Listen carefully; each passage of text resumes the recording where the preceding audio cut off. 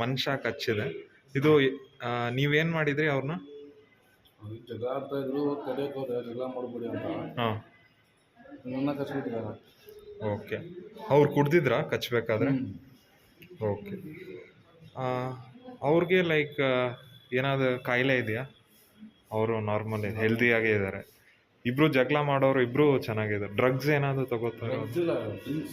ಅದು ಬಿಟ್ಟರೆ ಬೇರೆ ಏನಿಲ್ಲ. ಓಕೆ. ಸ್ಮೋಕಿಂಗ್ ಎಲ್ಲ ಮಾಡ್ತಾರೆ ಅಷ್ಟೇ. ಇನ್ನು ಸ್ವಲ್ಪ ತೋರಿಸಿ. ಸ್ವಲ್ಪ ಜಾಸ್ತಿನೇ ಕಚ್ಚಿದ್ದಾರೆ. ಸೊ ಈಗ ಟಿ ಟಿ ಇಂಜೆಕ್ಷನ್ ಒಂದು ಕೊಡ್ತೀವಿ. ಸೊ ಅದೊಂದು ಹಾಕ್ಕೊಳ್ಳಿ.